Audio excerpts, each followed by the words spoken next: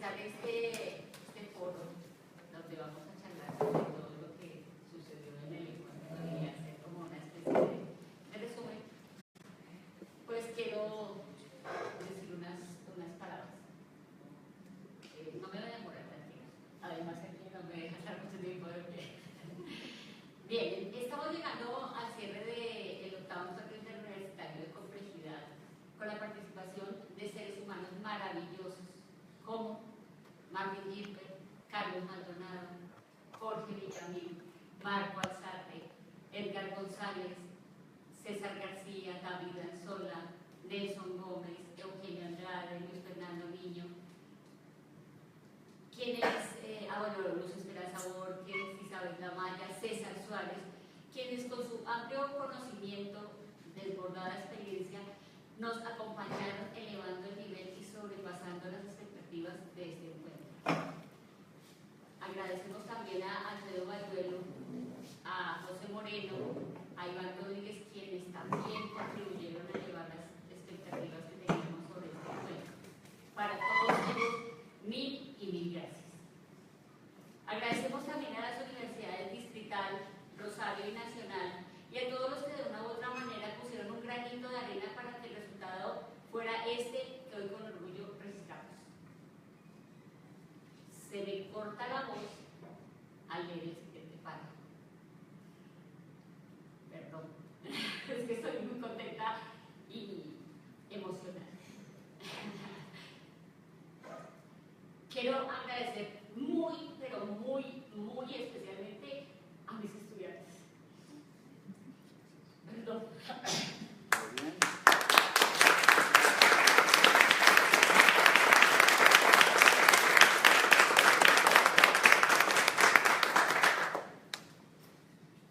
A los miembros integrantes del grupo de complejidad, por su tesón, por esa entrega, por ese compromiso, por esa autoorganización.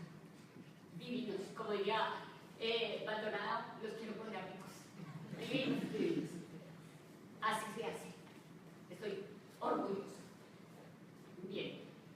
Cada conferencia abrió una perspectiva, una nueva visión en este gran valle de la ciencia y tecnología de la complejidad, ya sea desde la filosofía, de las ciencias sociales o desde la misma ingeniería, sembrando ideas y horizontes en los asistentes, particularmente en los jóvenes que se han contaminado con las ideas de la complejidad. En este foro final queremos proponer una síntesis de las ponencias del encuentro en un espacio abierto a los asistentes para que interactúen con los conferencistas. Asimismo queremos tratar aspectos referentes al noveno encuentro que desde ya empezamos a organizar. Sin más preámbulos, empecemos. Gracias.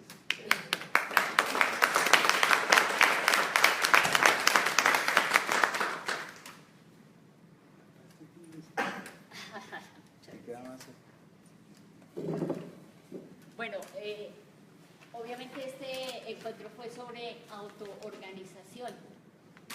La primera cosa que querríamos ver o que querríamos preguntarle a los conferencistas que nos acompañan es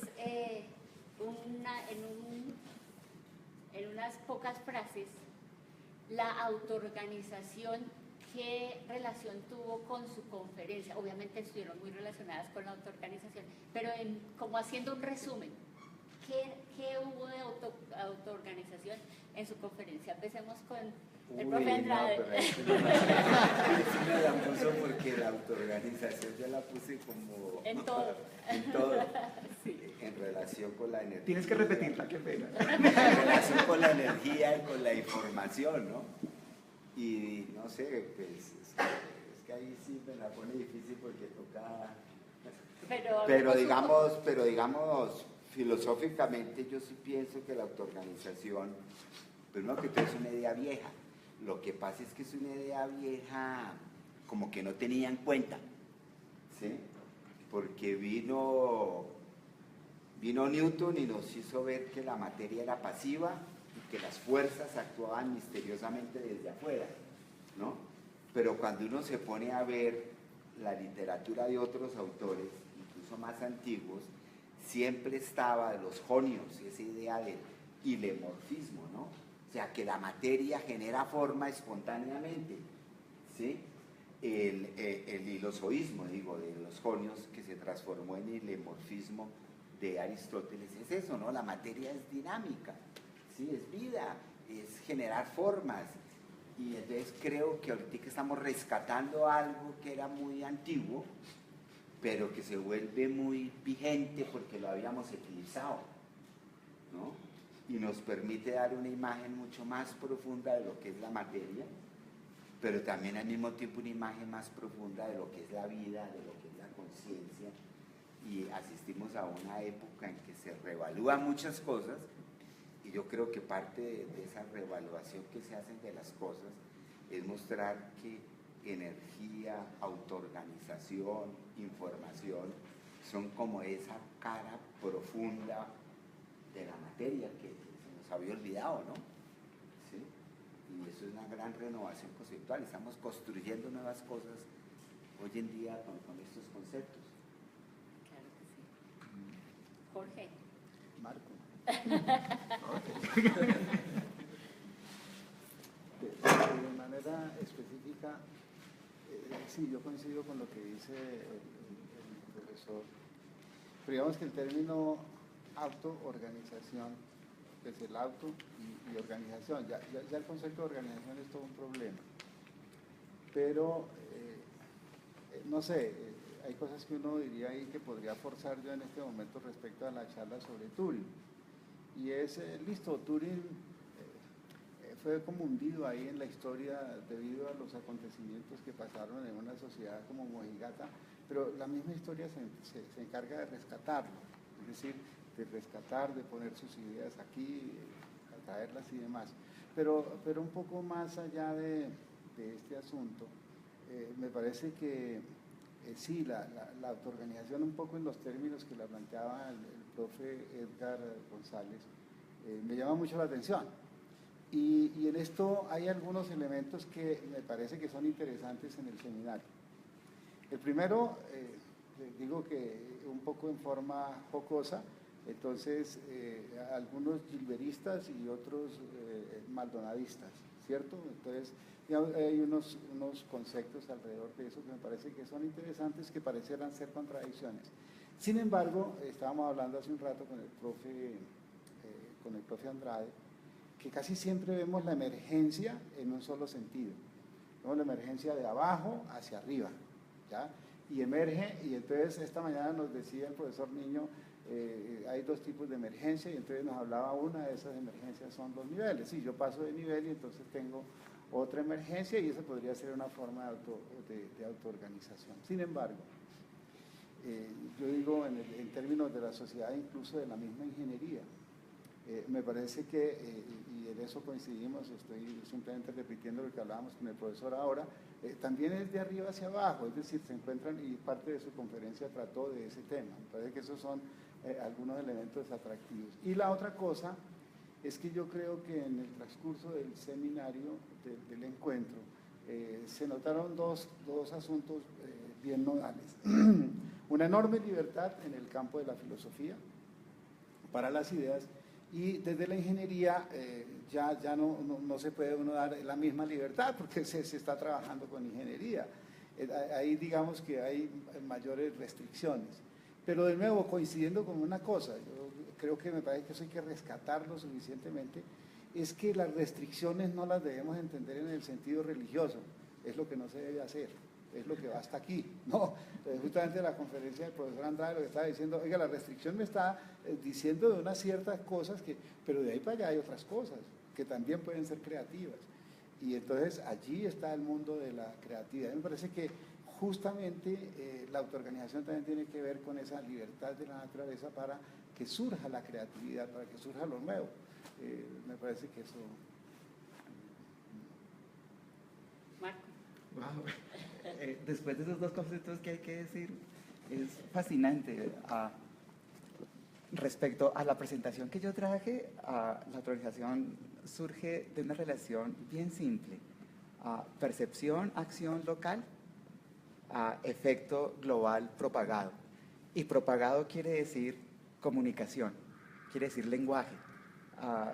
cuando yo afecto mi estado y mi vecino me mira y decide afectar su estado, y eso me hace afectar su estado, pero también el del vecino y el vecino, ahí hay necesariamente una comunicación, y esa comunicación es un elemento fundamental que a veces lo olvidamos explícitamente, creemos que está ahí por la acción del medio, por cosas de estilo, pero es un aspecto fundamental de la cognición, el lenguaje.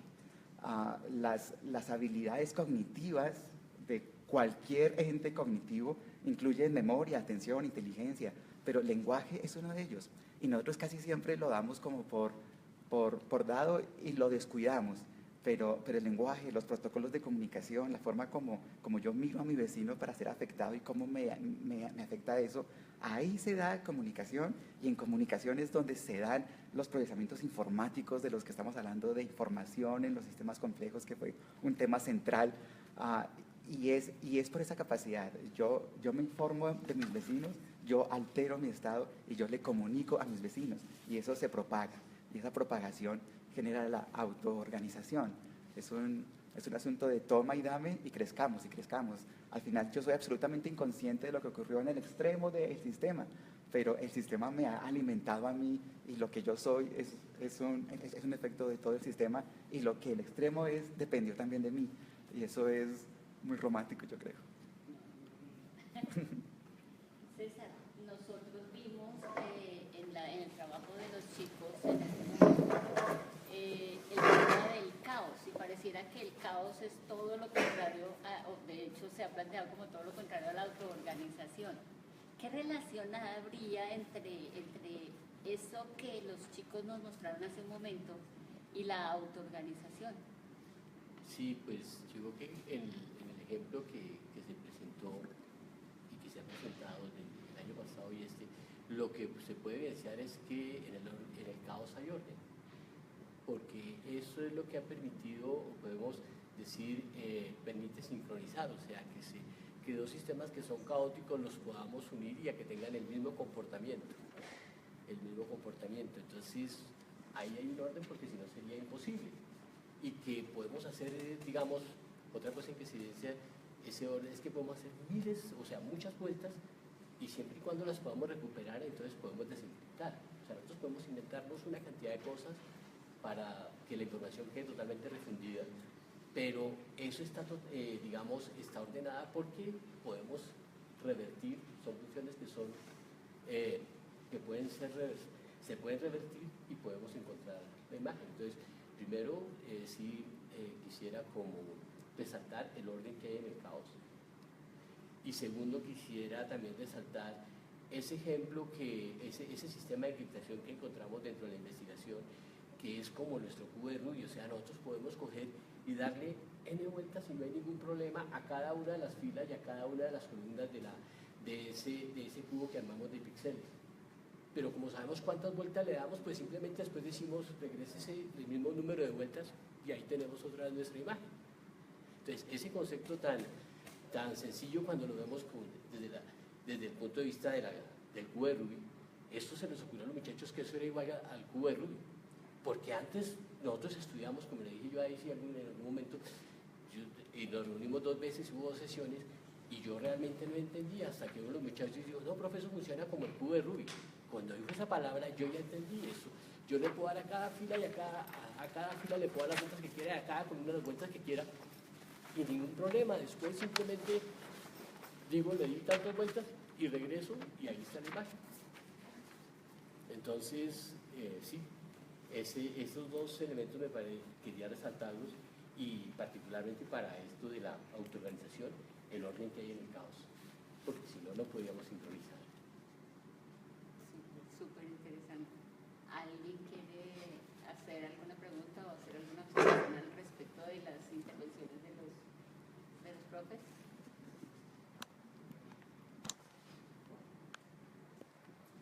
Pues como está ausente la persona que habló del tema de las organizaciones,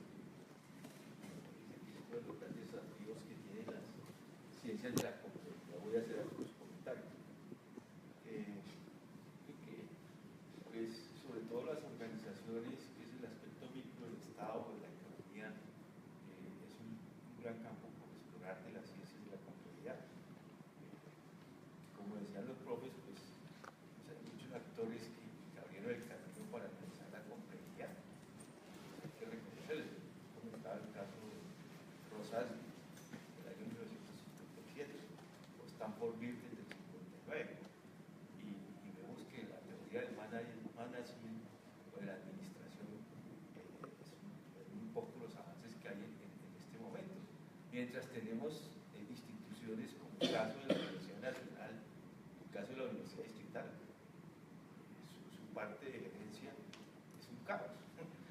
desorden, mejor dicho, ¿sí? Y uno ve que pues, es muy poco lo que se aplica. Sin embargo, son instituciones que, como la de aquí la distrital, es que está acreditada en alta calidad, ¿sí? Y uno ve que no se toman las fuentes, digamos, de lo que está aportando tanto la cibernética organizacional, ¿sí? Con el gran modelo que planteó BIR en el año 72. Desde las transformaciones de Chile se ven básicamente y exclusivamente a los aportes que hace Stanford BIR en el manejo del Estado, ¿cierto? Del 72 al 2017, ¿cuánto tiempo ha pasado? Y Colombia trae Stanford BIR, entre otras cosas, los dos únicos países que estuvo BIR fue en Chile y acá, como trabajo del Contralor General de la República de Colombia, y con su asistente Raúl Espejo, que es el que crea el plan, que se hacen todos estos aportes para el manejo del Estado. ¿Qué pasaría en Colombia si desafortunadamente, que fue el rector que estuvo acá, el profesor Carlos Sosa no acaba ese gran proyecto? Acabó ese proyecto de aplicar las ciencias de la complejidad del Estado por un proyecto de sistematización de datos. Es terrible, eso pues fue en el año, casi en el año 2000. La única experiencia que existía era la de Chile, la que estaba construyendo aquí en Colombia. Yo creo que ya cuando vino BIR y dijo en Cartagena, la corrupción es porque tienen un sistema para corrupción. Entonces hay que modificar el sistema y aplicar las ciencias de la complejidad al manejo del Estado. Me parece que con la ponencia que hace la profesora Luz Esperanza, pues nos abre un camino que tenemos por recorrer y que se debería recuperar para las maestrías de industrial y de las maestrías y para el doctorado y para el pregrado. Pues yo lo veo que en el pregrado ni en las maestrías existe ni siquiera la materia. Es decir, ahí hay un gran campo para lograr de que este nuevo ejercicio, lo que es la complejidad, se introduzca realmente al tema académico y al tema del manejo organizacional. Parece muy importante. Bueno, yo me acuerdo, o sea, es como un camino de ideas que me han formado este encuentro. Y es que yo me acuerdo en el lunes que tuvimos el presentatorio con Martín Gilbert, que yo di una idea, entonces la sentí muy completa. Entonces luego el profe Marco Heredia me ayudó a completarla y él dijo, habló sobre el modelo de HOT, ¿cierto? Que decía que los sistemas estaban constantemente oscilando entre el cambio, la adaptación, que fueran flexibles, que no se rompieran, ¿sí? Y ese tipo de cosas. Y entonces, esta mañana también, en el seminario del profe Luis Felipe de la Nacional, él tocó un tema, ¿cierto? Que a mí me gustaría que nosotros miráramos. Y es que yo me imagino eso, o sea, ese tipo de comportamientos en los sistemas, llevándolo a las personas. Y es que, históricamente, bueno, no puedo aportar una prueba científica así, pero en contexto de la filosofía, yo veo que los grandes cambios que han sucedido en la historia han surgido, bueno, ¿cómo les digo? Han funcionado como una especie de maremoto. Normalmente, antes de que pase algo grande, las cosas aparecen como tranquilas, aparecen como bajas, y luego de un momento a otro es como que todo cambia, como que todo se vuelve destrucción. Entonces, por ejemplo, cuando hubo la revolución industrial, en el periodo antes de la revolución industrial, el trabajo estaba comenzando a escasear, hacía falta muchas cosas, y luego fue cuando hasta yo lo de las máquinas, la máquina de vapor, ¿sí? Entonces ahí hubo un cambio, como que todo el sistema humano de todas las personas cambió, y hubo, bueno, un derramamiento de sangre masivo, y hubo pues un cambio inmediato, ¿sí? Eso tuvo muchas consecuencias en el futuro. También supongo que a lo largo de las dictaduras, de las historias, y a mí me gustaría de pronto que nos imagináramos, sí, saber que ahora que conocemos más a fondo la autoorganización de los sistemas, nosotros podemos utilizar esa tecnología para predecir cosas en el futuro, ¿cierto? En el estilo de que, por ejemplo, lo que pasó con el plebiscito aquí en La Paz, que las personas anteriormente decían sí, sí, sí, sí, y de un momento a otro resulta que ganó el no. Pero entonces habían algunas personas que veían que eso iba a pasar, como que de cierta manera pocos detectaban esos patrones. Entonces de pronto desde aquí, desde el grupo, podríamos comenzar a generar una especie de patrones básicos para comenzar a interpretar cosas en el futuro a partir de la autoorganización, porque a pesar de todo, en el fondo, nosotros todos, bueno, no en el fondo, en realidad nosotros todos somos humanos y pues podemos interpretar cosas así. Así como, por ejemplo, tomo otro ejemplo con lo del Bogotazo, cuando sucedió, que fue 9 de abril, si no me falla la memoria. Listo. Entonces se sentía como una especie de descontento en las calles, ¿sí? Se veía que iba a venir un fuerte choque. Y fue cuando murió Jorge Eliezer Gaitán, me perdonan, la misteria es buenísima. Entonces fue que ese cambio azotó todo el sistema y volvió a cambiar. Pero ese cambio pudo haber sido predecido si lo hubiéramos, bueno, si en esa época se hubiera conocido más de la complejidad y más de la autoorganización. Y pues no sé, me imagino que eso en el futuro puede tener un alto impacto para la sociedad. André. Pero yo considero que Víctor, bueno, se dieron cambios y sabíamos que iba a pasar algo, pero pienso que eso hace parte de la emergencia. Entonces, yo considero que no es tan fácil predecir cosas como estas, ¿no? Porque depende de la interacción que hubo, va a emerger cualquier cosa. Pudo haber sido, qué sé yo, que en el Bogotazo no hubiera sido, pues todo lo que pasó si no hubiera sido algo calmado. Como que a veces nos matan a muchas personas y no, nadie se enteró ni nada. Entonces eso depende de la interacción que hubo en ese instante y con eso ya emergen distintos comportamientos o distintas dinámicas. Yo quiero responder eso con una cosita, que eso me recuerda también lo que se hablaba en el seminario anoche, lo que nos contaba Andrés precisamente, es que a veces es más difícil examinar un sistema, bueno, la estructura, no, la dinámica más que la estructura, ¿cierto? Y es precisamente porque el sistema está en movimiento. Claro, nosotros podemos hablar perfectamente del Bogotazo y de cambios así graves, porque eso ya está en el pasado, eso ya no se mueve, las variables que conocemos pues son fijas. Nosotros ya decimos, no, es que habían tantos intereses políticos, es que ya existían este tipo de cosas, pero no podemos predecir, es cierto, nosotros no podemos predecir con tanta facilidad el futuro, porque eso hace parte ya de la dinámica de un sistema. Marco.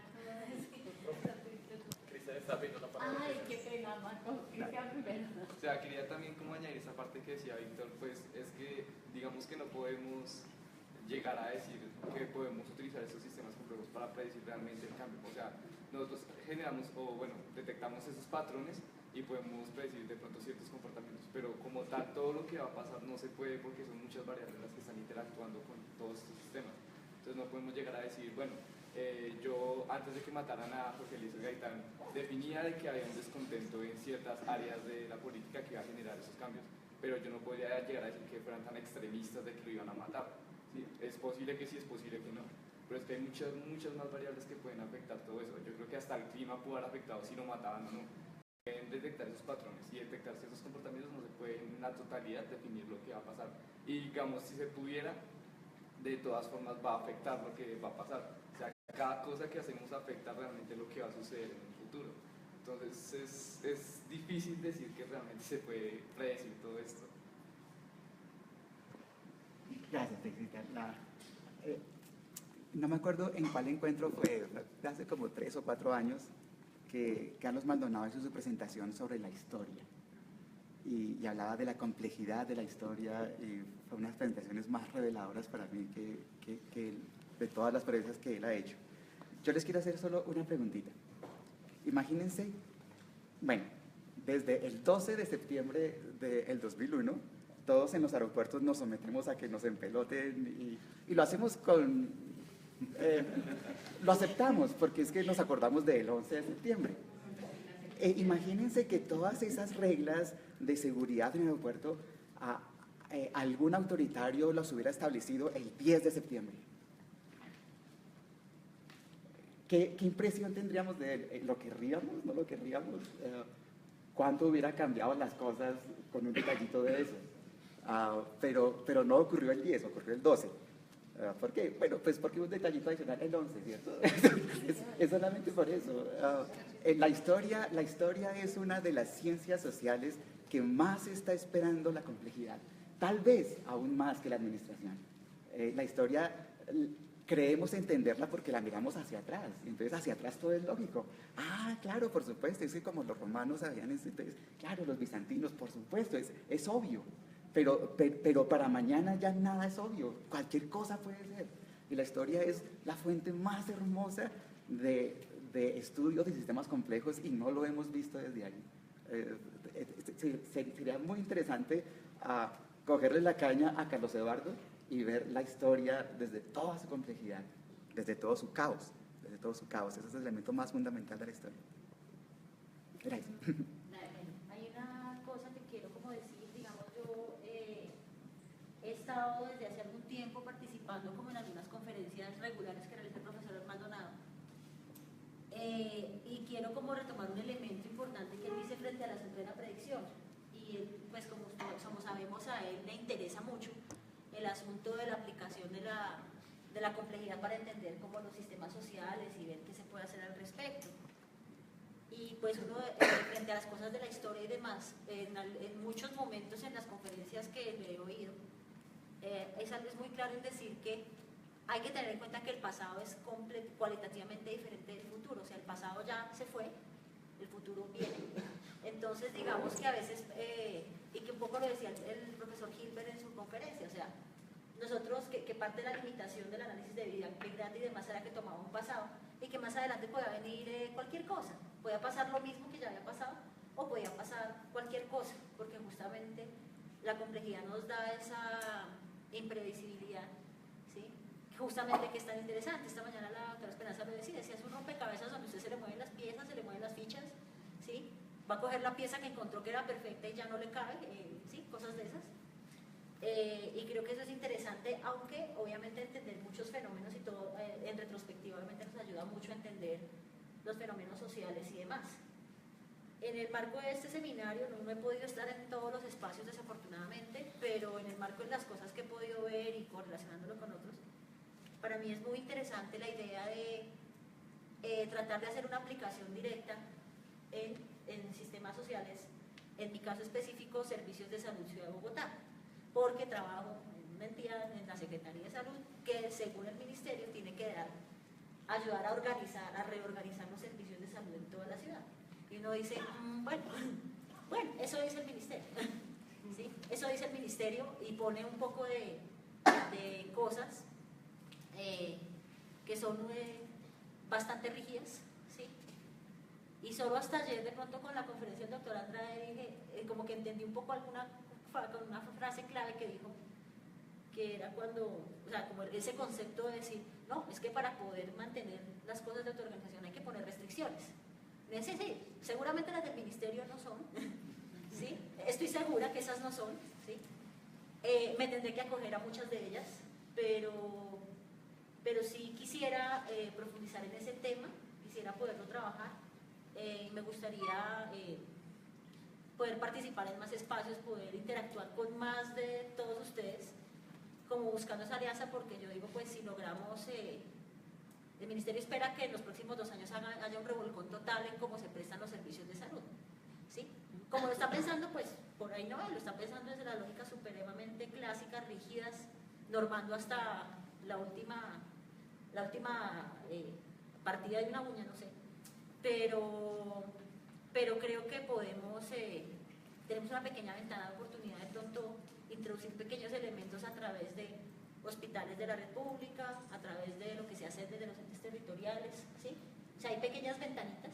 El Ministerio está interesado en primera fase buscar barreras y oportunidades de cómo, si lo que están proponiendo se pudiera hacer, entonces ahí nos están invitando a que nos le metamos al rancho, como dicen popularmente, y sí me gustaría mucho poder potenciar esos procesos a partir de esos encuentros, del conocimiento, de lo que aparezca, de los intereses del uno, de lo que saben las personas de diferentes áreas, los ingenieros, lo que saben las personas que ya trabajan más en las mal llamadas ciencias duras, ¿sí? Que están mucho más avanzados en entender que tenemos que retomar y ver y sorprendernos otra vez, como dice el profesor Kaufman, volvernos a sorprender, a encantar con la naturaleza y con la vida, y dejar de pensar, como pensamos mucho en el sector salud desafortunadamente, en esquemas, en algoritmos, en guías de manejo, en flujos, en jerarquías, ¿sí? Entonces creo que el sistema de salud es un campo muy grande en el que se pueden hacer muchas aplicaciones y pues me gustaría como poder construir en ese sentido con todos ustedes. Súper, súper. Eugenio me dijo. Sí, yo creo que el tema de la autoorganización en todo momento nos está invitando como a hacer proyecciones o conexiones con el fenómeno de lo social, porque directa o indirectamente la sociedad y el devenir de la sociedad y del mundo pues, nos preocupa. Es cierto que cuando uno mira al pasado, uno puede comenzar a establecer relaciones y conexiones y reconstruir escenarios causales que explicaron, qué sé yo, que la revolución de los comuneros tuvo que ver con el florero de Llorente y que eso tuvo que ver con la batalla del 7 de agosto de Boyacá, y como que uno reconstruye, pero cuando los procesos se fueron dando, no había esa claridad de que la historia fuera por ahí, ¿no? Lo mismo en biología evolutiva. El biólogo evolutivo en última lo que nos está haciendo a nosotros es, con datos moleculares, datos filogenéticos, ADN, paleontología, registros fósiles, estudios geológicos, reconstruir una historia. Pero respecto al futuro, entonces, ¿qué? Y eso es lo que nos angustia. De todas maneras, sí pienso que hay dos cosas que hay que tener en cuenta. Primero, que aunque el futuro es indeterminado, sí podemos prefigurar escenarios posibles. Y escenarios no solamente posibles, sino deseables. Así no lo veamos tan posible en un momento determinado. Porque yo creo que en ese espacio de lo utópico, que es como aquello que hemos invisibilizado, hay posibilidades que se pueden ir haciendo viables. Es decir, lo utópico es lo que no tiene realidad en un lugar determinado. O modernamente, hoy diría, en un espacio-tiempo determinado, pero que lo podemos de alguna manera ir creando. El papel que juega el arte, la cultura, la literatura ficción, etcétera, son escenarios posibles. Por eso las dictaduras, una de las cosas que más reprimen es el arte y la creatividad. Porque si este imaginó esto, a otro le va a dar por dar un paso en esa dirección. Y eso cuestiona mi poder. Creo que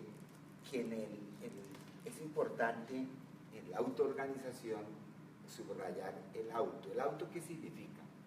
El auto significa que a medida que generamos algo del mundo posible a partir de las decisiones accesibles y posibles a tomar, las restricciones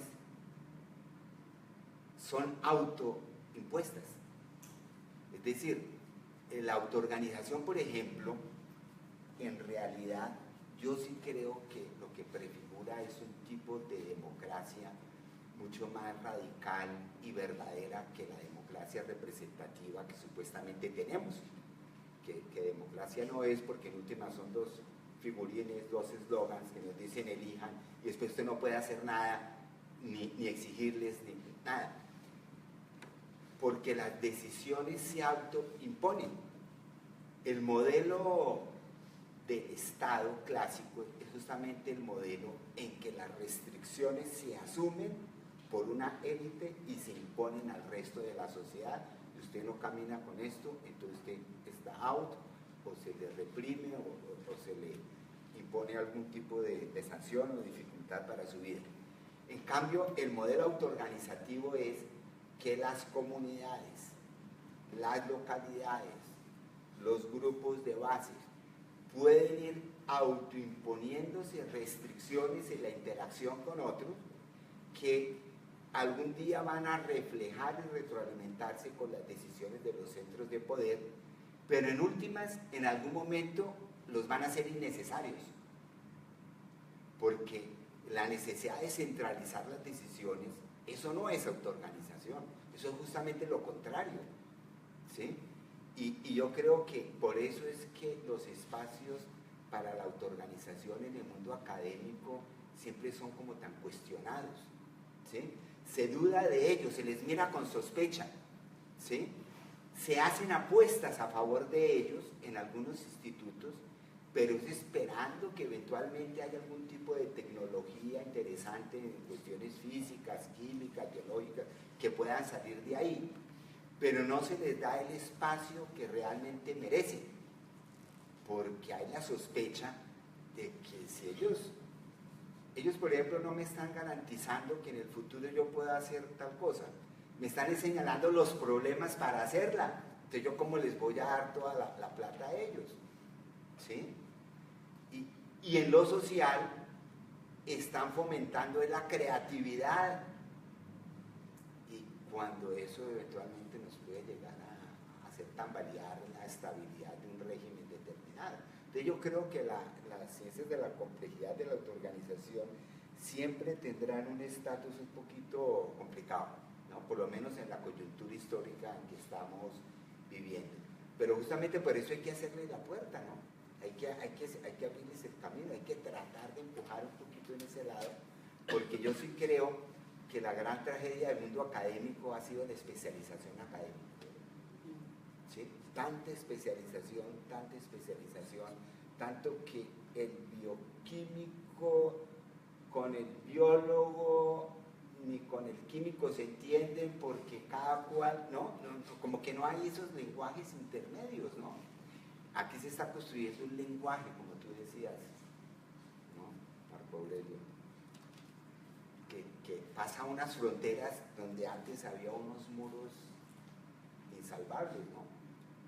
Y por eso es que creo que tiene un futuro muy grande, pero que para que pase a ese del salto, a esa aceptación y legitimación social por los que toman decisiones, todavía estamos en un parto no terminado y con mucho dolor. Es que todo esto produce tanta provocación que no sabe uno por dónde pegar.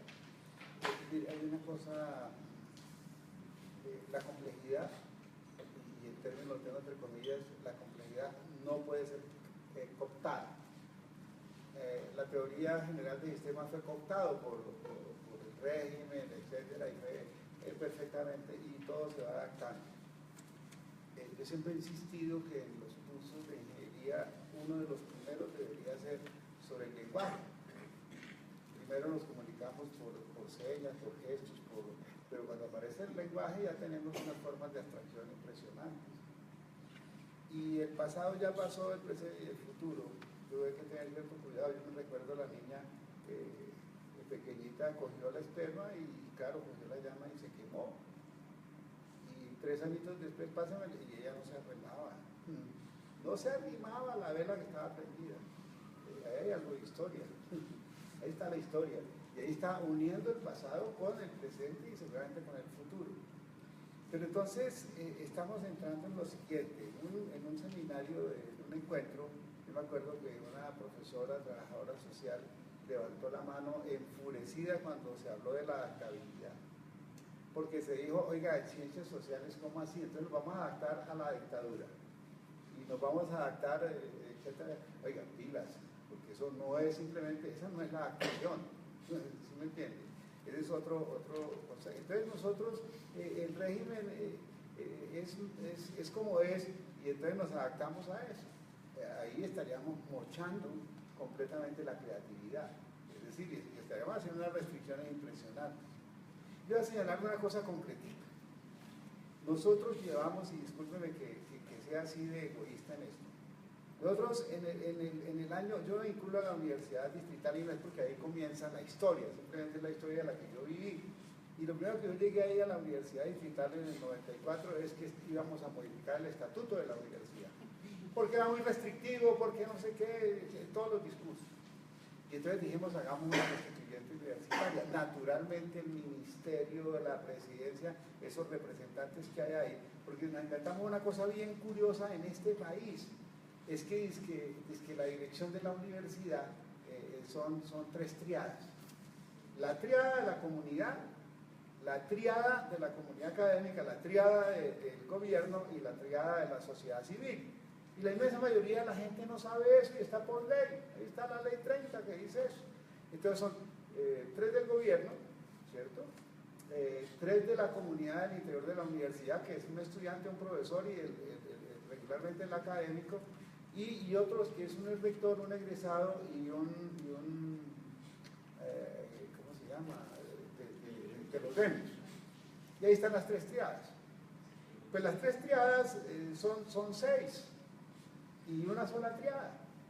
De tal manera que con uno solo que nos ganemos de esta triada ya la cosa quedó completamente ahí armada pues para mantener el control, y se mantiene el control de la universidad y la autonomía universitaria que figura en todos los lugares del mundo, pero particularmente aquí, en esta la manera de caricatura como me pareció magnífico lo que hizo a un lado. Entonces queda depositada en el Consejo Superior y la participación de la comunidad importa un bledo, y por eso ocurre todo lo que ocurre. Los recursos del petróleo se trasladaron de conciencias para los departamentos y eso se volvió corrupción. Y nosotros, lo que decía el profesor, que se... Pero entonces, yo voy a decir lo siguiente, para resumir. Nosotros hacemos la constituyente universitaria hace 2 años.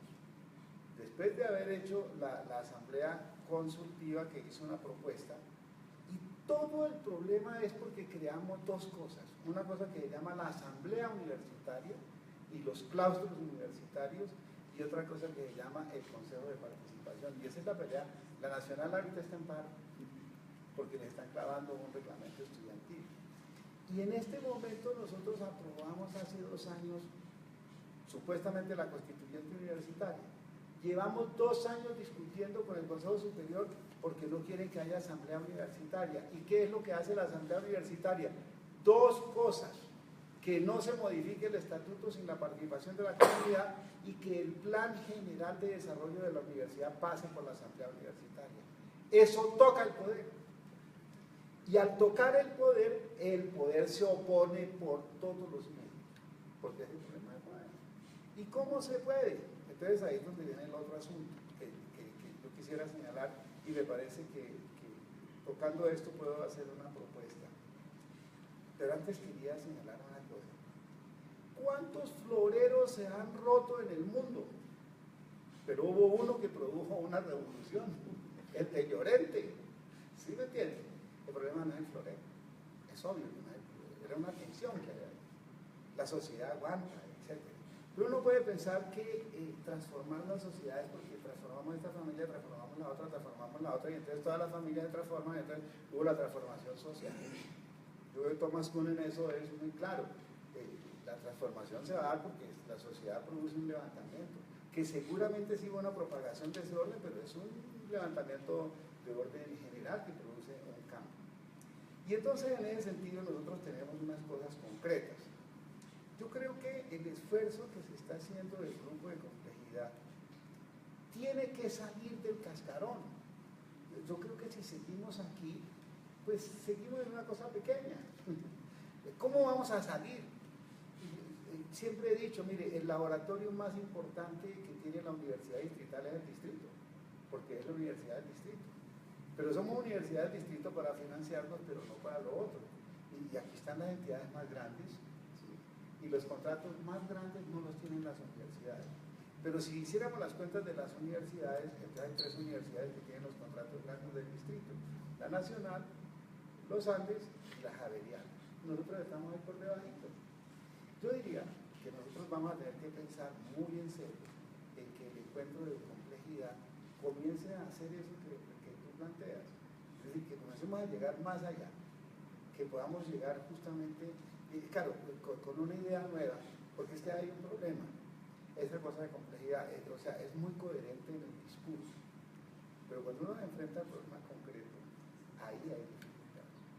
Hay dificultades reales y hay dificultades de comprensión. Entonces, mi opinión es, yo creo que el siguiente encuentro, que está bien que lo planteemos desde ahora, vamos a tener que salirnos porque esto que estemos aquí es porque nos quitaron el auditorio.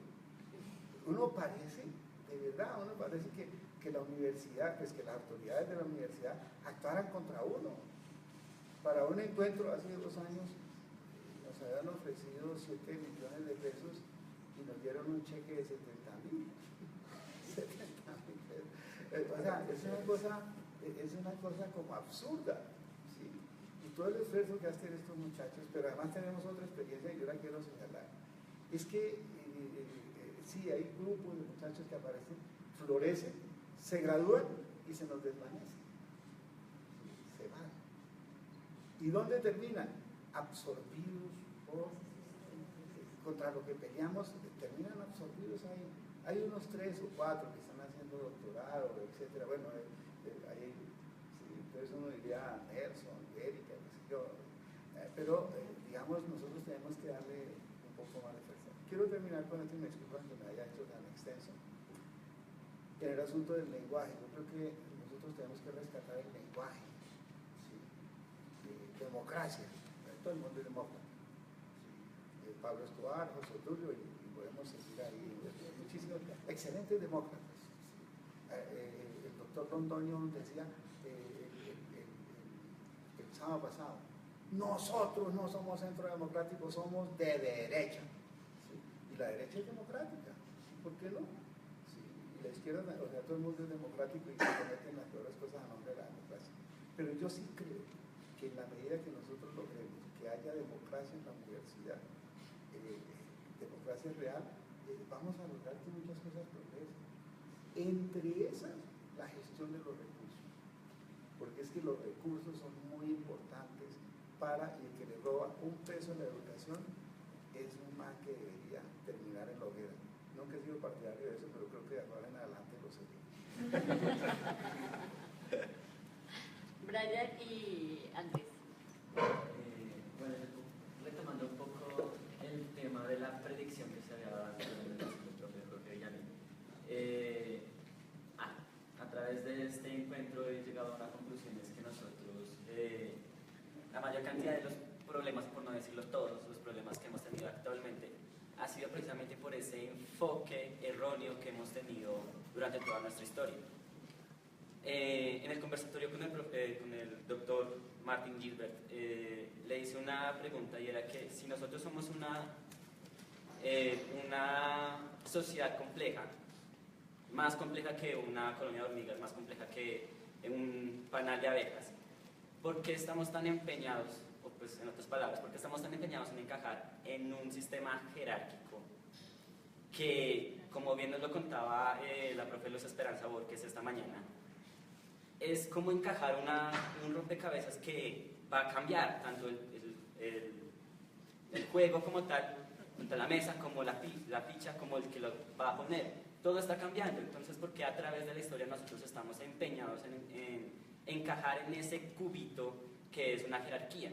Se ha visto desde los inicios, cómo nosotros hemos asignado un jefe, cómo nosotros hemos asignado un faraón, cómo hemos asignado un rey, y así esta pequeña suma de errores es lo que nosotros tenemos ahora como una globalización, como un sistema económico totalmente centralizado para una sociedad que es compleja. Entonces, analizando la respuesta del profe Martin Gilbert, él nos dice que hay algo que es que nosotros siempre hemos tenido la tendencia de reducir la incertidumbre. ¿Pero por qué reducir la incertidumbre? Precisamente por el miedo de esa incertidumbre, porque esa incertidumbre nos mata. Y sí, tiene toda la razón, pero entonces ahí está el enfoque erróneo que yo he notado. No es correcto tratar de predecir para reducir una incertidumbre que siempre va a estar ahí, una incertidumbre que es infinita. Como le decía el profe Marco Aurelio también en esa intervención, la idea no es reducir esa incertidumbre, sino convivir con ella. Pero entonces no podemos convivir con ella si tenemos miedo de ella. Es simplemente ese enfoque en el que nosotros erróneamente estamos cayendo siempre, y todos nuestros métodos para predecir están enfocados precisamente en ese miedo de la incertidumbre. Entonces, otra cosa es que tratamos de predecir una incertidumbre en un sistema que es netamente caótico. Entonces, hablamos precisamente de eventos, hitos que cambiaron la sociedad humana, como es el florero de Llorente, como es el Bogotazo. Y empezamos también a preguntarnos, bueno, ¿qué pasaría si ese día hubiera llovido? Que Gaitán no hubiera salido de su casa, no hubiera matado, no se hubiera muerto. Ese día llovió. Ah, bueno, entonces, ¿qué pasaría si no hubiera llovido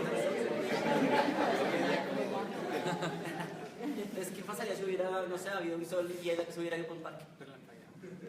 Es eso, o sea, exactamente son esos pequeños cambios que podrían haber causado enormes resultados completamente diferentes. Entonces estamos en un sistema caótico, que ya sabemos como tal, que por definición un sistema caótico es algo que por pequeñas variaciones en las entradas pueden resultar en grandes cambios.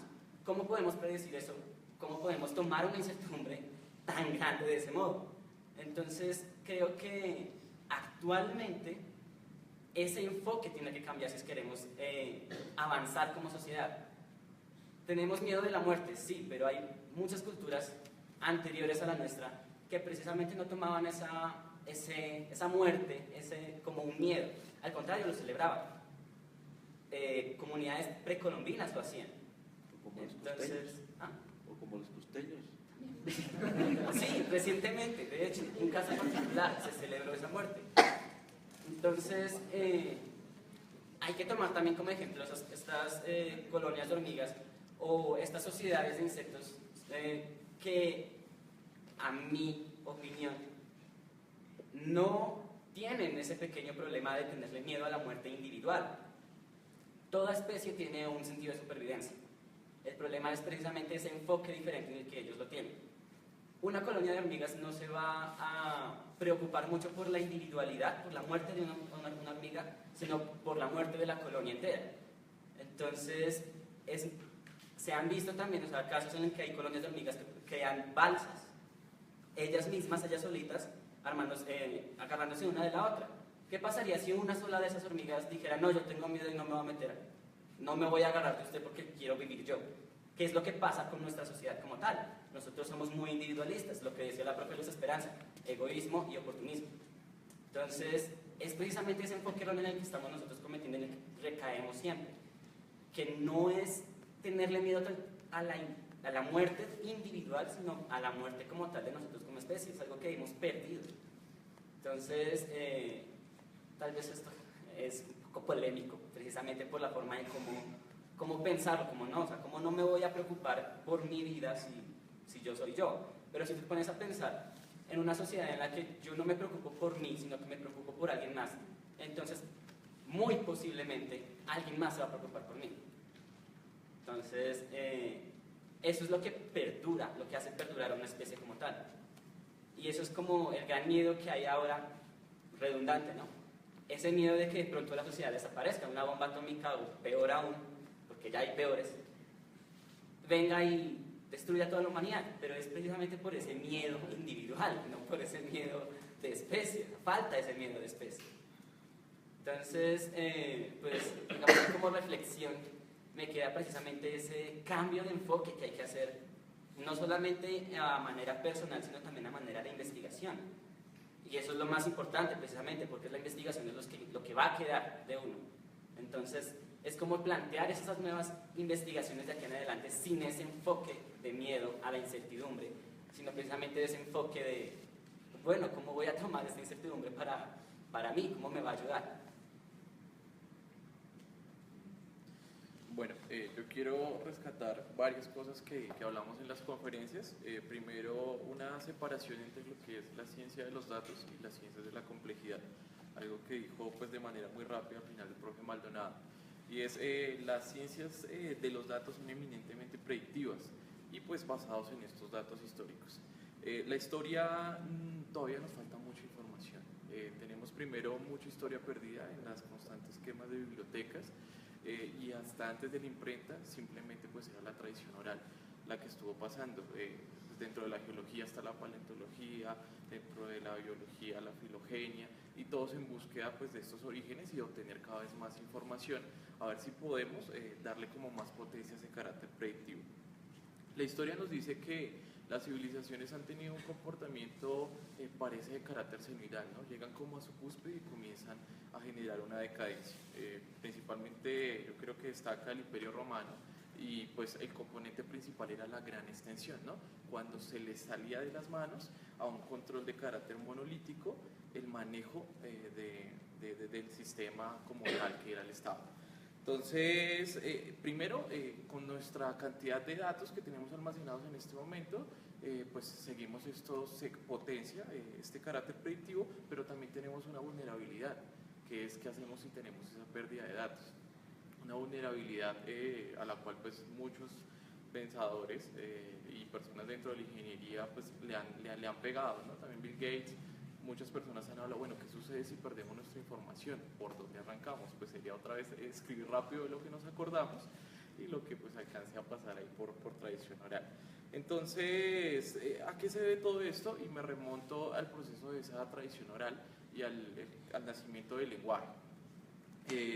Nosotros tenemos unos componentes dentro del lenguaje que es una lógica, y una lógica que es de dos colores, una lógica monocromática, y rescatando un poco lo que dice el profesor Andrade, no solo es la especialización extrema, sino también la generalización, como estos dos extremos muy claros dentro de la lógica y que pues sobreviven dentro del lenguaje como uno de nuestros pecados graves, ¿no? Una alta especialización y una generalización en muchos casos, que pues finalmente nos hicieron perder este polimatismo que teníamos todos, porque pues a mí no me gusta solo la ingeniería, también me gusta la música y me gustan otros componentes que me hacen y me facilitan la comunicación como uno de los componentes principales para la autoorganización, esa comunicación con los demás, ¿no? Entonces estamos hablando diferentes lenguajes y pues nos cuesta entendernos. Entonces, dentro de la parte de complejidad vemos ese componente de carácter adaptativo, y eso es lo que se tiene que mantener dentro de las ciencias de la complejidad. Digamos lo que decía un poco el profe Marco, lo que sucedió el 11 de septiembre, ¿qué hubiera pasado? ¿Qué hubiera pasado? ¿No? Entonces, ¿qué hubiera pasado? ¿Cómo lo hubiéramos reescrito? Vivimos en ucronías buscando pues estos otros mundos donde no pasaron ciertas catástrofes, pero más bien ¿por qué no vivir en estos óptimos, esta búsqueda de óptimos locales en cada instante y generar una toma de decisiones mucho más rápida, que también se traslapaba a los conceptos organizacionales que nos daba la profesora Luz Esperanza? Pero cabe resaltar dentro de la parte de complejidad y esa parte adaptativa, y más aún con lo de la autoorganización, era el proceso de computación. ¿Y que cómo se llevaba esto? Pues tenemos un lenguaje, ¿no? Entonces parece que la naturaleza también tiene un lenguaje y hay una comunicación. Entonces una vez se pasa de esa información hay que computarla. Y pues hablábamos de que teníamos diferentes, digamos, etapas o escalas donde teníamos una computación que se recogía dentro de la computación Turing computable, digámoslo, y bueno, comenzaba a escalar a una computación secuencializada y a una computación distribuida. Entonces, terminando con lo que decía el profe Maldonado, donde nuestra mente y ese tipo de pensamientos que en ocasiones de carácter discreto y en ocasiones de carácter continuo viven entre lo lineal y a este lado entre lo cuántico. Y lo que decíamos anoche en el seminario un poco, no solo entre lo cuántico, entre lo paralelo, entre lo distribuido, y los modelos de hipercomputación nos permiten dar un acercamiento a entender estos problemas que finalmente son componentes fundamentales para la autoorganización.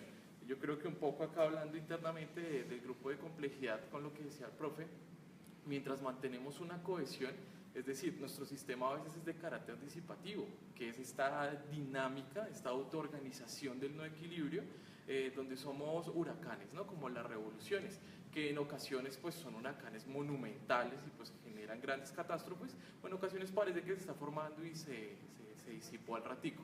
Entonces, dentro del grupo de complejidad, cuando mantenemos la cohesión como uno de los patrones que hablamos ayer, por ejemplo, dentro del Plotkin, nos mantenemos aquí en la sintonía de lo que son las ciencias de la complejidad e intentamos aplicarlo a los modelos organizacionales y hasta nuestra propia vida. Pero cuando nos disipamos terminamos volviendo a este sistema lineal contra el que estábamos luchando y pues comportándonos completamente en contra de todas estas reflexiones que habíamos llevado acá adentro. Y quiero rescatar ese punto, que no hay que perder, hay que mantener lo que decía el profe Andrade, ¿por qué no plantear este sistema que comience a mantener una retroalimentación, que no deje que se terminen sus recursos y que comience a integrarse con todos estos otros sistemas que también han alcanzado esta madurez autoorganizativa. Era eso.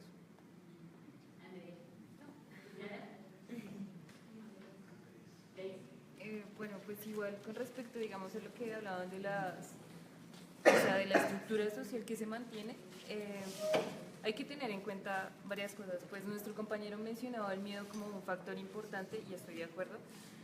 Se tiene registro de que las primeras ciudades nacieron básicamente porque habían terratenientes que tenían el poder de mantener seguro. Entonces, como había seguridad ahí, pequeños grupos de personas dijeron, ahí hay seguridad, entonces vamos a acercarnos ahí y vamos a, digamos, que vivir en esa seguridad compartida, pero a cambio de algunos privilegios. Es así como digamos, que comienza con la jerarquización social.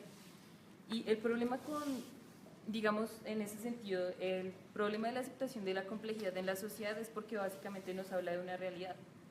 Y el problema es que, o sea, creamos un sistema lineal en función de, digamos, nuestra seguridad, pero la complejidad nos dice, venga, es que las cosas no es seguridad o no seguridad, sino que hay un porcentaje de seguridad, y entonces es en ese limbo en el que se mantiene, digamos, la sociedad. Es por eso que no se puede, digamos, que pretender estructurarlo tan fácilmente, y mucho menos, bueno, desgraciadamente menos la inserción de la complejidad como una ciencia que nos dice la verdad. Es que vivimos, digamos, que en esa esperanza de que todo sea cierto o falso, pero la verdad es que no es así. Entonces la complejidad viene, digamos, por ejemplo, en el intento de instauración de democracia directa, que se supone que ha sido el modelo político más sólido y más adecuado que ha existido, que se implantó en la antigua Grecia. El problema es que, bueno, sí, todo el pueblo tenía un acceso, digamos, que a ese manejo que hacía el Estado, pero el problema con eso era que, bueno, no había problema en esa sociedad. Acá había un gran problema porque básicamente no tenemos en cuenta esos factores pequeños de la sociedad en donde la gente, por ejemplo, no tiene un conocimiento claro de en qué está metida la sociedad, en cómo va su estado. Entonces, es, digamos, eso, o sea, a lo largo de la historia siempre se ha creado un modelo lineal de gobierno y las organizaciones pequeñas incluso funcionan así. Incluso la complejidad, el grupo de complejidad a veces funciona así, es digamos que como la manera en que nos sentimos seguros, pero la realidad es que la complejidad nos dice, miren, o sea, hay elementos de autoorganización que nos modifican todo el comportamiento y es verdad, y no es, digamos, que aparentemente controlable. De hecho, un comportamiento mío podría, no sé, ofenderle algo a alguien y entonces desencadenar una cadena de hechos que, no sé, terminen con el grupo de complejidad o algo así. pero sí, es la verdad. Es eso. No se acepta la complejidad como algo honesto. Andrea y Mara.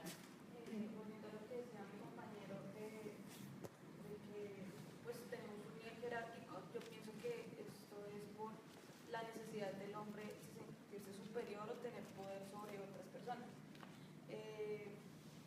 Y considero que el humano siempre busca como ir por el camino más fácil, ¿no? Y el camino más fácil para la mayoría de personas es ser lineales, seguir, no cambiar su estructura, la forma en que piensa, su estructura de pensamiento, por así decirlo, para seguir con lo mismo. Los ingenieros seguimos creyendo que lo importante es generar un producto y ya, eso no es ingenieros, ¿no? No podemos pensar en un ingeniero que haga ciencia, no podemos pensar, qué sé yo, en un físico que haga programas, o no, en un biólogo que haga programas. O algo así, ¿se van a entender? Entonces estamos como muy sesgados por sus líneas y no interactuamos con las demás personas para seguir siendo un sistema complejo, porque a pesar de que nosotros somos un sistema complejo, no somos conscientes de que tiene que, ¿cómo decirlo? De que tenemos que seguir nuestro sistema fractal, por así decirlo, para que lo complejo que tenemos dentro de nosotros también se refleje en nuestra sociedad, para que haya como una escala de la dimensión, algo así. No sé si me hizo entender. Bueno. Estoy fascinado. Tanta alegría me hizo que era que tenía que salir a la tele. Entonces, sobre un tema central que ha rondado sobre el miedo a la incertidumbre, sobre el miedo hasta la muerte. He llegado, wow. Quiero dejar una idea de Nicolás Nassim Taleb. Les recomiendo mucho que lean a Nicolás Nassim Taleb. Dice, la vela le tiene miedo al viento, porque el viento la apaga, pero el incendio crece con el viento. ¿Listo? Muchísimas gracias, muchas gracias y felicitaciones, muchas felicitaciones. Este encuentro, como todo, ha sido buenísimo, pero me siento más feliz hoy, no sé por qué. Muchas gracias.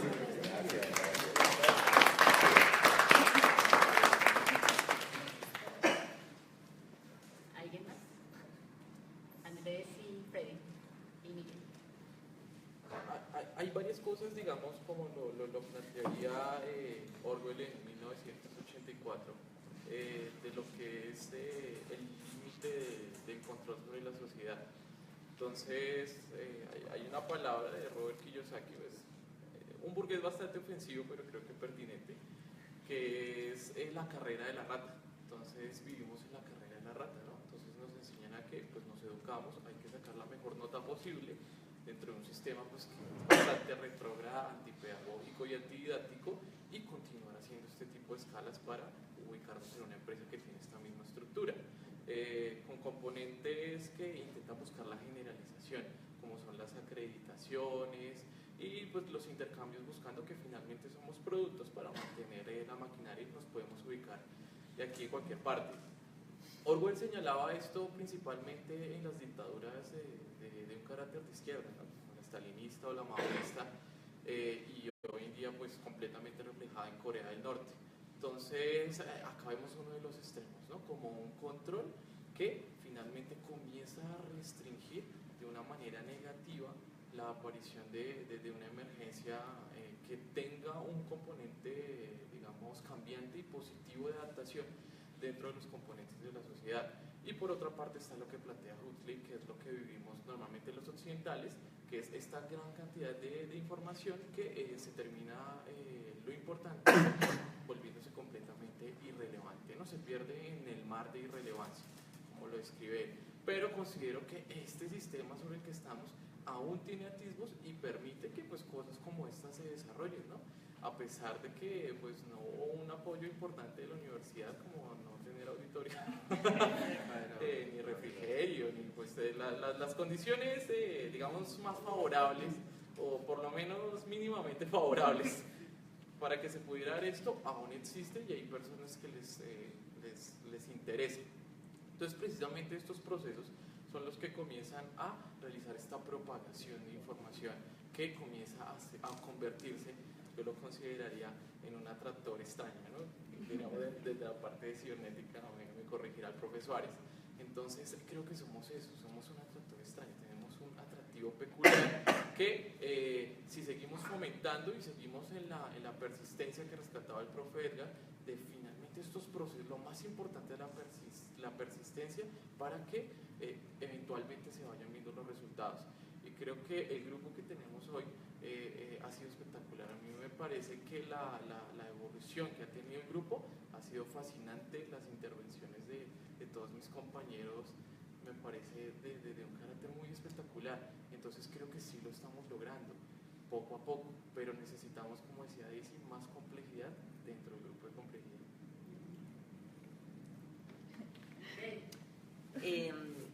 Yo quería traer un recuerdo de una conversación que se tuvo una vez en una conferencia de la profesora Luz Esperanza, muy chévere, que ya cuando acabó, entonces alguien levantó la mano y llegó y dijo que cuando se introducía la autoorganización en las organizaciones, que si eso no se volvía una anarquía. Y entonces, si uno lo pensaba, pues uno decía, pues ya no es centralizado, entonces ¿qué pasa ahí? Ella dijo algo mucho más interesante, que era como decía ahorita el profe Andrade, que era, nosotros votamos por un presidente, y sí, bueno, de pronto sirve en dado momento, pero ¿y después qué? Ya no lo podemos quitar. Entonces ella respondía de esa manera, que era como, no es como tal que no haya un dirigente, que no haya un líder, lo que pasa es que como es descentralizado, nace en cada momento y cambia. Pero se creaba también como una discusión, pero que no se podía concebir algo así. Entonces tenemos que cambiar esa forma de pensar para poder aceptar estas propuestas tan interesantes, primero que todo porque si no se habla de ese miedo, de esa incertidumbre, de esos problemas y de esas cosas. Quería agregar. Bien. Bueno, digamos que dio la palabra en primer lugar porque, bueno, para hacer un poco contextual mi estadía en el grupo de complejidad, yo he sido muy intermitente, ¿no? Entonces he estado en semestres y hay semestres que no he estado y volví otra vez. Pues digamos que lo que quería decir era que estuvo genial el encuentro, me pareció bastante, primero que hubo mucha variedad en cuanto a la autoorganización, o sea, podría verse de muchas maneras, se encuentra en todas partes realmente cuando uno realmente se pone a pensar todos los entornos, la economía dentro del mismo sistema social, dentro de los mismos sistemas vivos, los sistemas sociales, el sistema económico, el sistema político, el sistema, todos los sistemas que se relacionan con lo vivo, de alguna manera podrían presentar autoorganización, ¿cierto? Me gustó mucho el concepto del auto, es decir,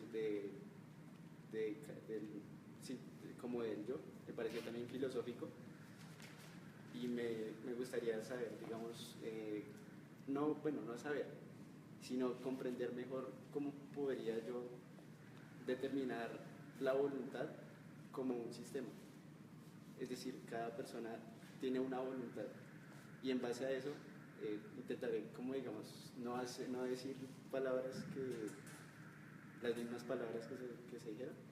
Entonces, digamos, ¿cómo podría yo, sabiendo la voluntad, determinar qué decisiones voy a tomar o qué nociones tengo del mundo?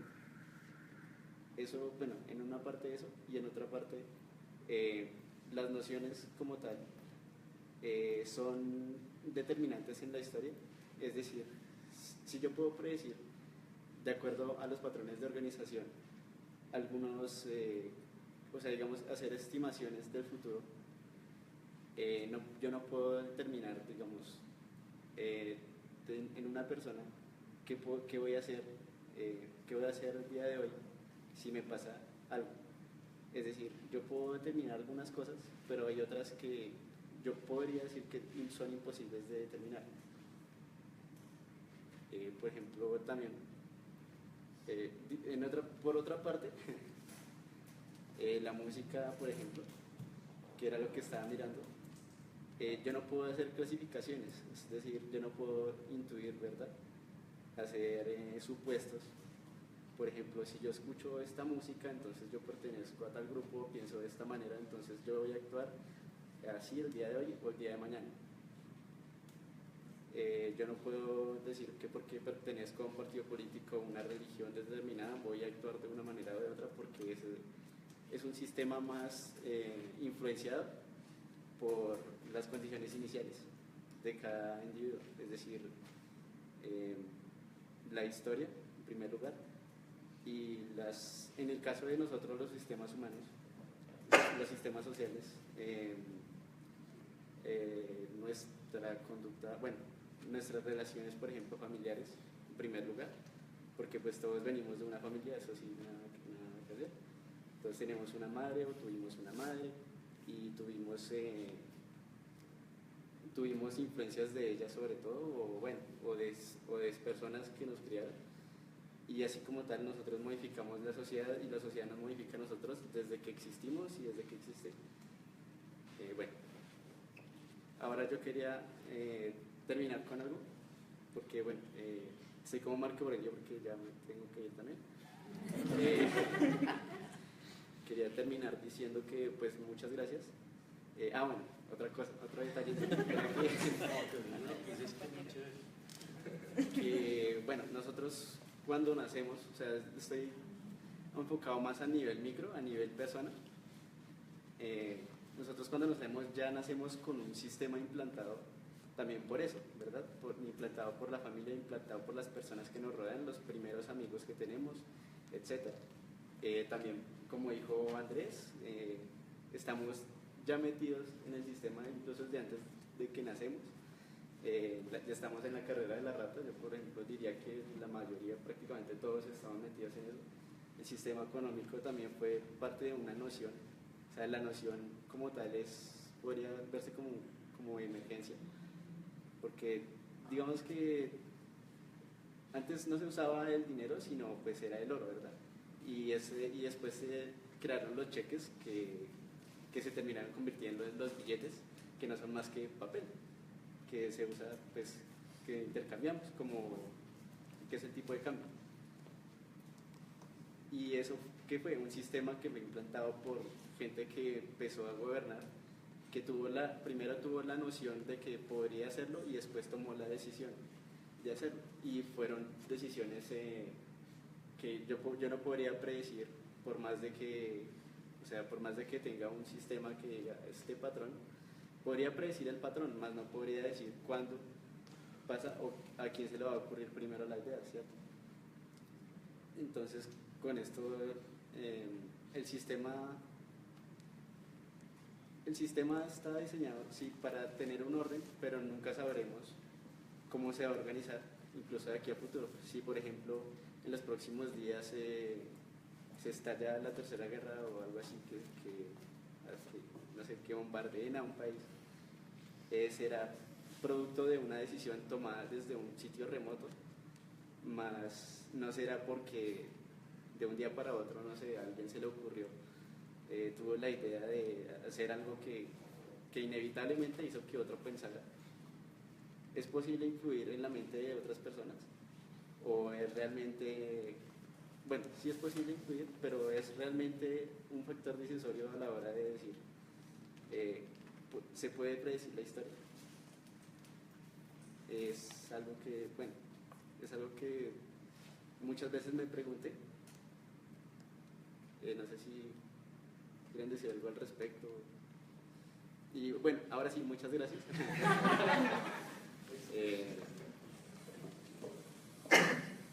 Muchas gracias.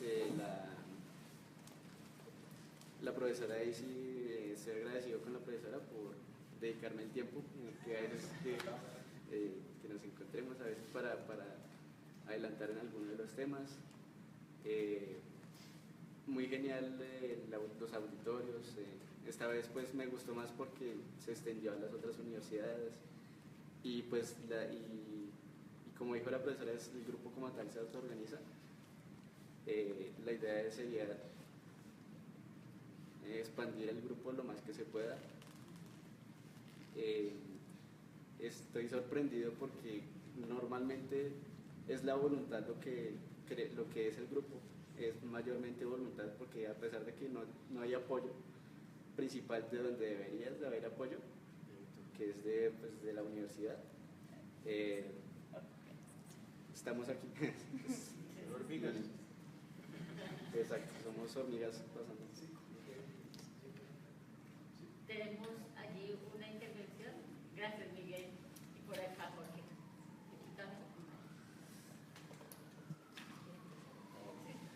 Muchas gracias. Gracias. Sí, gracias. ¿Tú? Creo que sí. Yo. No, Ok. Bueno, yo pues me siento muy honrado. Me costó mucho decidirme a hablar ahora. Y la razón es justamente porque pues uno llega a un entorno de complejidad. Entonces yo podría decir que el medir como el resultado de esto en términos de como de ese silencio o estado de ausencia que contrapone como la realidad o lo que uno cree que es eso, ¿cierto? Y ahí pues está sin duda ante un escenario de complejidad. En cuanto a la autoorganización, yo diría que para como abordar esto, pues una estrategia que se usa mucho en creatividad es siempre invertir las cosas, ¿no? Entonces no tanto que buscar qué es autoorganización, sino que es desorganización, ¿no? O situarme en un pretendido estado de desorganización para poder acercarme a lo que es la autoorganización, ¿sí? Pero eso en otras cosas no es más que hablar de, como corroborar un poco lo que dice Prigogine, de que estado del orden no es más que un estado especial del desorden, ¿cierto? Y esto pues lo digo en relación como a mi campo de conocimiento, que es el arte, la creatividad y la arquitectura, en el cual espero poderles en un futuro contribuir con una charla. Tengo una investigación similar a la del último grupo de encriptación de imágenes, ¿cierto? Porque el arte está, digamos, trabaja mucho con las imágenes. Recordemos pues que la imagen no es simplemente la visual, ¿no? Como ponerla en un contexto mucho más amplio. Yo veo también en ese principio de autoorganización o en esa palabra quebrada que hay como una discordia y una disonancia, ¿cierto? Como cuando uno dice algo que está organizado es como el producto de la creatividad implícita ahí, pero la creatividad para mí no más, ¿cierto? Entonces es como una cosa que me organizo para mí, pero simultáneamente me desorganizo para el entorno, ¿cierto? Entonces se genera como esa necesidad de permanentemente estar en ese recambio, ¿no? Si no, no va a haber transformación ni innovación, ¿no? Como que el sentido de la creatividad misma es eso.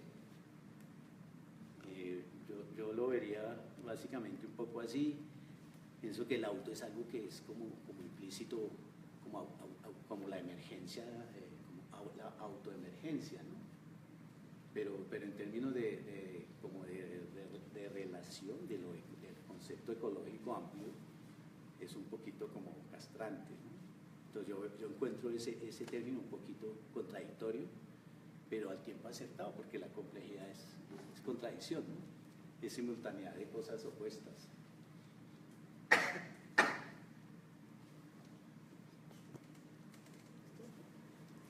No, sigue ella y luego tú. Hay una cosa que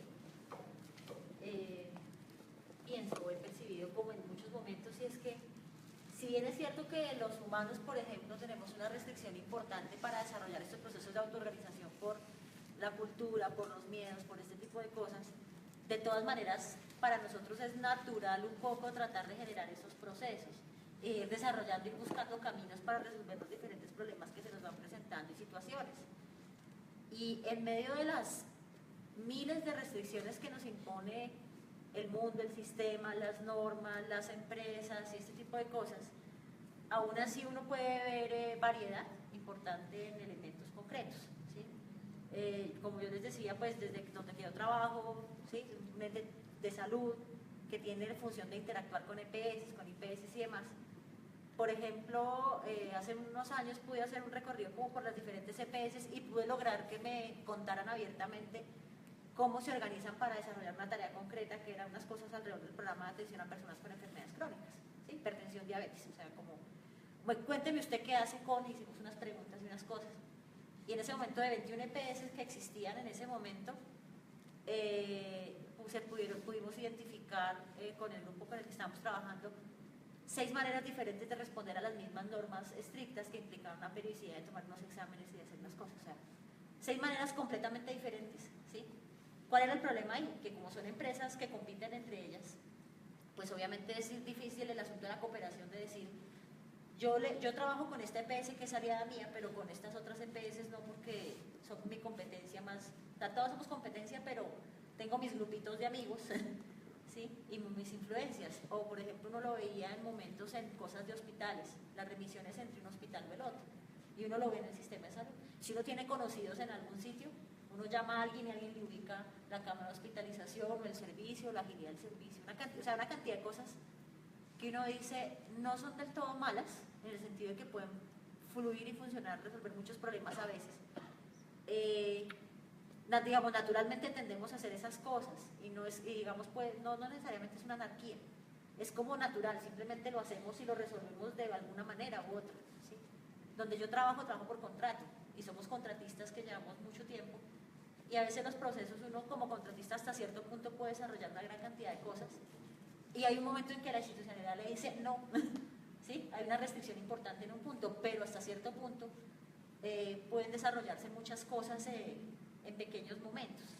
Entonces creo que en estas cosas de lo social y demás hay mucha restricción, pero también veo mucha potencialidad, porque es rescatar el asunto de decir, no, sí, realmente sí tenemos, a pesar de la cultura, a pesar de las cosas, sí tenemos esa tendencia natural a crear, a resolver problemas, y a pesar de las restricciones tan grandes como las que impone el sector salud, por ejemplo, ¿sí? O sea, las restricciones para las empresas, para las IPS, para las EPS, las cosas, las normas, intentan ser supremamente restrictivas, y aún en un entorno tan normado, tan restrictivo, ¿sí? Como quien dice, todo el mundo se sale por las rendijas y busca la manera de respirar, y a veces, en lo que he podido ver, hay una gran variedad en las respuestas que se generan, ¿sí? Y hay unos puntos que uno dice, bueno, hasta aquí llegó la cosa porque el marco teórico no da para más, ¿no?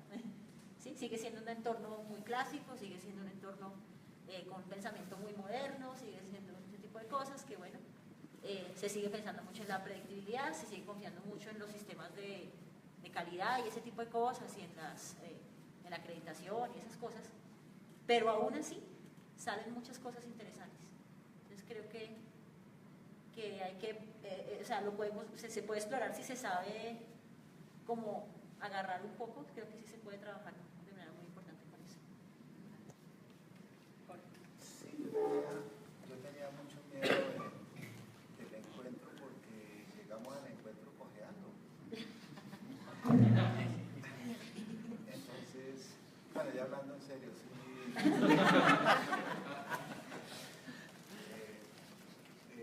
Lo decía anoche, de verdad reconocer que Daisy ha asumido el liderazgo del grupo, para eso es muy bueno. Hacerle ese reconocimiento, naturalmente el liderazgo de Andrés también, pero no solamente de Andrés, es que está surgiendo una serie de líderes ahí que, como dice Marco Aurelio, completamente sorprendidos de cómo emerge. Eso es una cosa muy interesante. Yo creo que el esfuerzo, la práctica que se ha hecho es bueno. Pienso que justamente la memoria, eso del pasado que es la memoria, pues debe darse, ¿no? Justamente ahí está el pasado, en la memoria está el pasado. Si cada vez que el presente requiere interrogar del pasado, pues busca la memoria. Y ese ha sido el éxito de la computación y demás, y de los sistemas de información y eso. Nosotros tenemos que hacer un esfuerzo, yo creo que en los encuentros pasados las memorias se han quedado. Este encuentro tiene que salir la memoria completa. Gilbert nos prometió su canal, hagámosle. El rector vino y nos hizo un discurso. Yo en esto quiero rescatar, miren, no es todo malo en la universidad, nos dio los papelitos, nos hizo los afiches, nos dio el auditorio, algunas cosas ya, bueno, pero uno esperaría más, que tenemos que exigirle más, ser más hábiles en eso, porque hay personas que sacan más, son más hábiles que nosotros. Ahora tenemos que aprender la memoria también, que hay que ser hábil, y me parece que eso lo tenemos que hacer. Un grande esfuerzo tenemos que hacer para sacar la memoria del encuentro. La idea es que de alguna manera vamos a sacar esa memoria con los conferencistas, etcétera, y utilizar todos los medios que hay, entonces el medio digital. Yo le decía a Andrés anoche y a los compañeros, a Freddy y a las dos compañeras, Andrea, que, oiga, hay que propagar esto. Un curso virtual lo podemos hacer. Estamos en capacidad de hacerlo. No será el mejor, pero hay que arrancar, ¿sí? Pero de las experiencias que hay, yo creo que podemos. Yo creo que lo podemos hacer. La posibilidad de la maestría, me parece que tenemos que avanzar en eso también.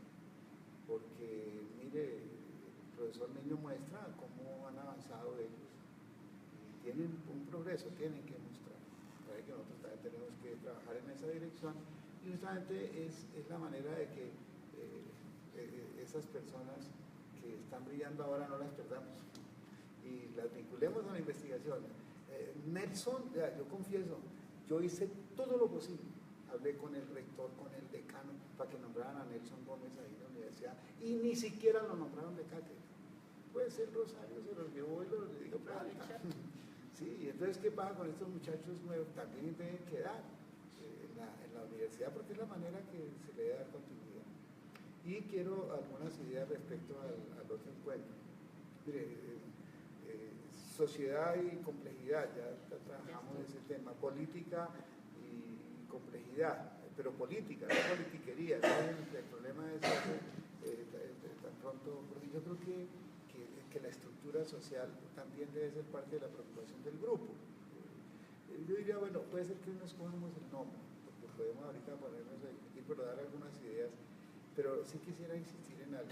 Ya, mañana mismo tenemos que comenzar a preparar el otro encuentro. Y si esta vez trajimos un invitado internacional, yo diría al otro encuentro traigamos 2 o 3 invitados internacionales. No quiere decir que las personas que hay aquí, los profesores que han participado, y eso quiero destacar, yo quiero reconocer que el profesor Andrade ha estado desde el primer encuentro, ha estado acompañando. El profesor Maldonado también ha estado ahí. Y otros profesores, Marco Aurelio y demás, parece que eso está bien.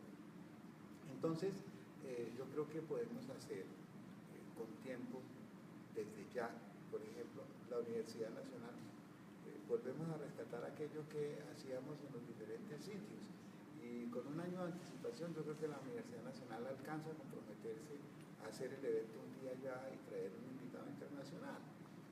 Que la Universidad del Rosario también lo puede hacer allá en esos sitios y traer un invitado internacional. Es un asunto que nos organicemos. Pero además hay unas ideas por ahí medio muertas que ya dijimos es necesario comenzar a rescatarlas ya, rescatarlas en el sentido de práctica. Se ha planteado un seminario mensual con los profesores que han animado este grupo y destacar una cosa importante, nunca ese grupo se ha oficializado, es decir, el profesor Andrade participa, el profesor Maldonado, etcétera, no son delegados de la universidad, pero sí representan a la universidad.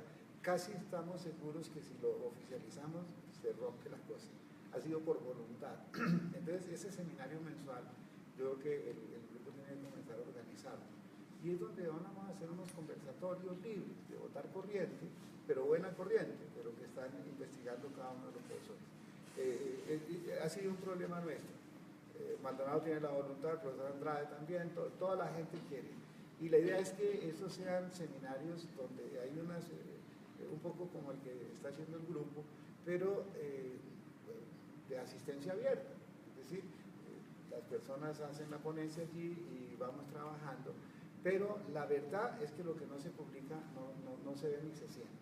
Yo creo que tenemos que hacer un gran esfuerzo en esa dirección, ahora hay muchos medios para hacerlo. Y yo creo que al interior del grupo tenemos que crear alguien que dinamice, algunos que dinamicen eso y nos propongamos hacerlo, porque eso es un poco tocar. Y el otro asunto, yo creo que vamos a tener que tocar otras puertas. Este problema de la financiación, nos han dicho, háganlo y cobren. Y no hemos querido nunca hacer eso porque hay un criterio de divulgación importante. Pero creo que sí hay que conseguir algunos recursos, con patrocinio y demás. Si nosotros comenzamos a mostrar, yo creo que lo que decía el profesor Maldonado es que en Colombia lo más sólido que hay es este grupo, en complejidad. Entonces, yo creo que esa es una fortaleza que tenemos que aprovechar para justamente empujar. Y entonces lo que sale de aquí, además de la alegría, del éxito y todas las cosas buenas que han ocurrido, es más trabajo. Andrés, ¿sí vas a decir algo? Sí, profe, era precisamente sobre el siguiente encuentro. A partir de lo que hemos hablado hoy, pues se me vinieron 2 palabras a la cabeza.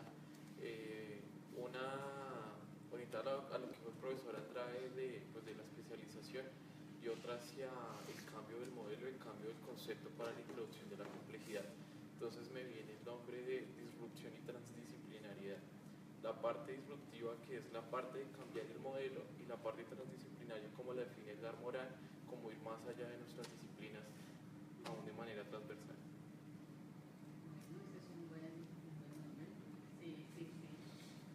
Ayer hablando con el profe y a mí, yo apoyo mucho la idea de que en la universidad, en la facultad somos 2 ingenieros, y la verdad es que a mí ver las conferencias de biología me abrió muchísimo, me cambió mucho la perspectiva, ¿no? A mí me encantaría que fuera biología, sobre biología, todo el encuentro.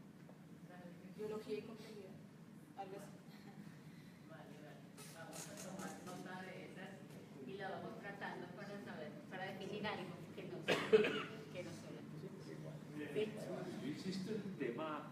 gerencial. Yo creo que hay que realizar un encuentro de ese nivel. A mí me parece que lo que se mostró en Roma en enero, definitivamente este es el camino. La autosostenibilidad del ser humano es cómo logramos desarrollar ecosistemas, pero también en las organizaciones. El ser humano está metido en una organización, Universidad Distrital, Secretaría de Salud, su red, y una cantidad de cosas. Y son organizaciones que se siguen viendo como se veían a comienzos del siglo pasado. ¿Sí? Entonces, eso representa el tema del tema micro. ¿Sí? Y bueno, ¿cómo se hacen las cuentas nacionales en este país? Si no vamos al tema micro, pues lo que decía Esperanza esta mañana, seguimos con la teoría de los agentes, seguimos mirando la economía de una forma, pero la economía se desarrolla en las organizaciones. Entonces, yo puedo traer el ejemplo aquí de la organización que está en la primera con Caracas, que estudia, qué servicio de salud presta, el de la piel. Si uno quisiera ver un chino de estos allá mirando complejidad en el tema de la piel, ¿sí? o cualquier otro tipo de organización, ¿no? Voy a poner el ejemplo de donde se incubó toda la corrupción de Bogotá, el IDU. Es uno aquí echando la carreta de simulación de agentes y no sé qué, y de pixeles, y va uno al IDU y están en pañales, ¿sí? Es lo que decía un poco el profe Villamil. Tenemos 100 empresas en Bogotá grandísimas que pues están en la edad de la piedra, en la obsolescencia. Entonces, yo allí vi, por ejemplo, oye, cómo simulan aquí los pigmentos. Entonces, mientras Marco Aurelio echándonos el carretazo acá, que el asfalto y que la gravilla, y uno ve que la entidad que más consume recursos del distrito, pues ni siquiera utiliza la simulación. Entonces, a mí me parece que hay que insistir en el tema organizacional, porque pues, hombre, pues el tema de la biología yo creo que está muy desarrollado, muy sistematizado y toda la cuestión, pero las organizaciones yo las veo muy demasiadamente débiles, y sería un gancho importante. Pues Villamil se queja de que no hay ni patito, pero si nosotros le pegamos a algo de eso, por ejemplo en el caso distrital, pues yo no pensar que una empresa, no sé, se me ocurre cualquier locura, la empresa de energía eléctrica de Bogotá con tantos recursos, en lugar de estar gastando tanta plata para unos sistemas arcaicos,